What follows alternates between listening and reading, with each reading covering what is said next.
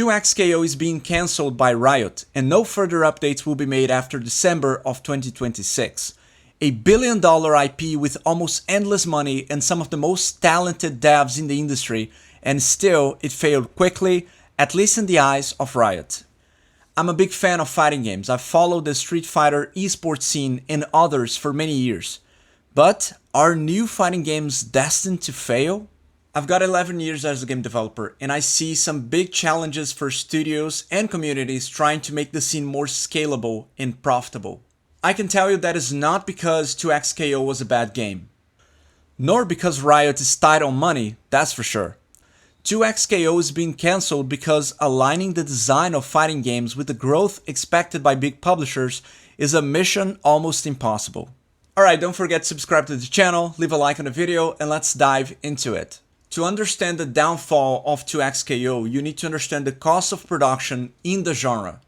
The first obstacle in the development of fighting games is that they are very complex to make. The movement and attacks themselves for each character need to be precise and responsive, but they also need great variety. Each character needs to feel unique, have their own particular set of moves and special attacks, otherwise there's no point in having different heroes. It requires a lot of work on animation and engineering to make the mechanics work. Fighting games are not measured in seconds, but in frames, that is 1/60th of a second. Each frame matters for characters to perform moves and respond to attacks, a millimetrical sync of startup frames, active frames, and recovery frames. It's a fine balance between adding cool, flashy graphics on screen while keeping everything performant. While in other game types having a somewhat low performance and frames per second can be perhaps an annoyance, in fighting games it's make or break. You simply cannot have a game that's taking longer than a few frames to respond to your input. And here's one of the toughest challenges for teams to overcome.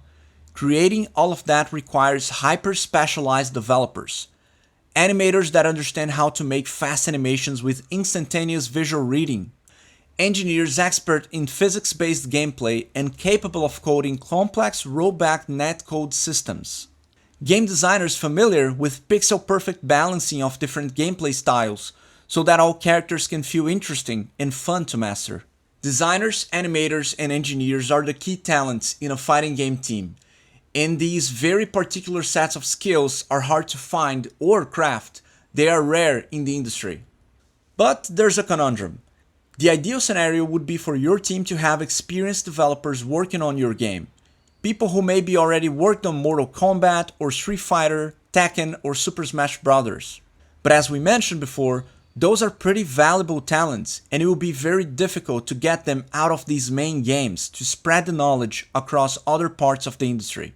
Because for many other genres, it's much more common to have designers or engineers who worked across shooter games or strategy or RPGs. That's not the same with fighting games. But then let's say that longtime veteran developers decide to go on the indie journey, start a new studio and develop their new fighting game IP. They have the knowledge and the capabilities to do it. They have a major challenge ahead of them.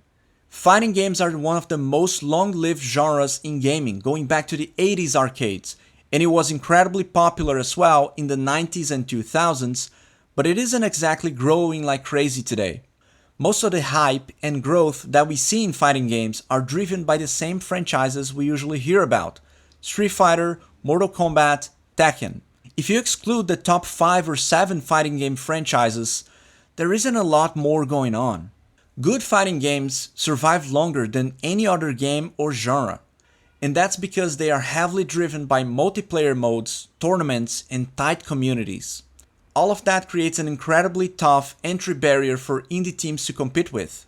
You need very specialized developers to craft these games, they need to run smoothly on multiplayer servers, and you almost necessarily need to build at least some kind of esports ecosystem on top of that. Very few indie teams would have those capabilities. Now, why then don't we see more fighting games coming out of the big publishers?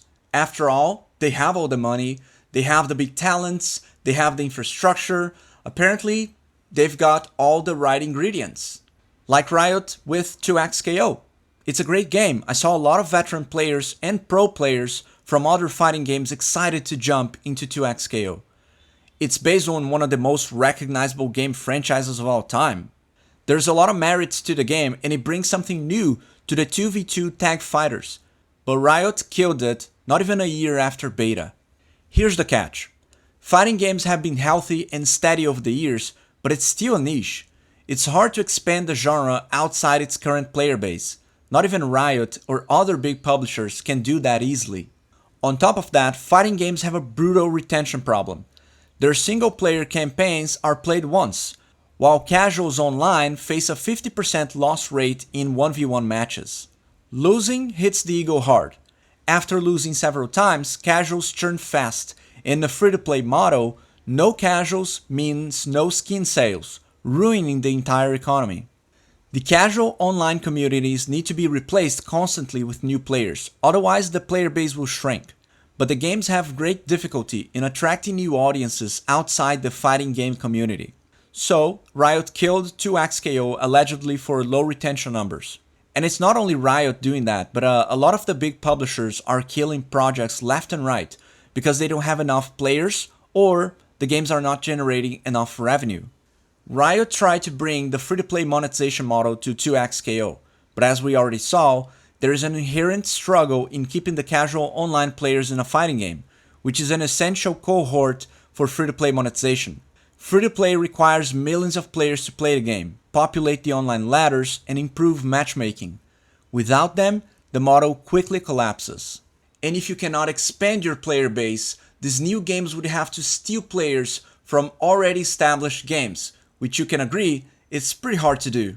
And stealing players, even casual ones, is especially difficult because each fighting game carries a particular gameplay style and set of moves, so it's very annoying for players to leave all of that knowledge behind to learn an entire new set. By doing that, they need to become bad players again, which brings all of that frustration and pain of learning and losing matches. Pro players might have an easier time doing that, but those gamers who struggle to be slightly above average on Street Fighter will heavily resist leaving their skills behind for a new game.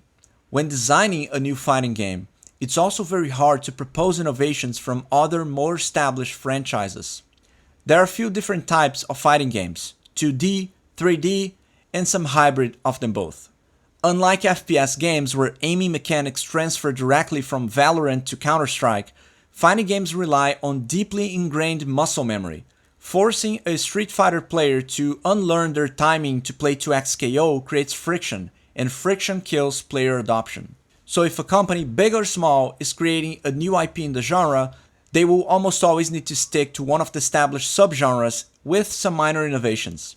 That means that you are more directly competing with and against well-established games in the space. That's tricky because for indie developers, one of the big advantages they could have was to propose something different, something players have never experienced before. But in the case of fighting games specifically, that can most of the time be a liability rather than an asset, making it even more difficult for indie studios to build stronger positions in the community. So new IPs in fighting games are not necessarily destined for doom, but it's one of the most difficult genres for new franchises to succeed in, especially for new studios to explore. It's sad to see such a great potential like 2XKO be cancelled prematurely, when the fighting game community could really use some new blood, but that's the reality of the market today. Did the free-to-play model kill 2XKO? Are fighting games destined to be a niche forever? Let me know what you think in the comments below. Alright guys, that's it for today. Thank you for watching, don't forget to subscribe to the channel, and I'll catch you guys next time.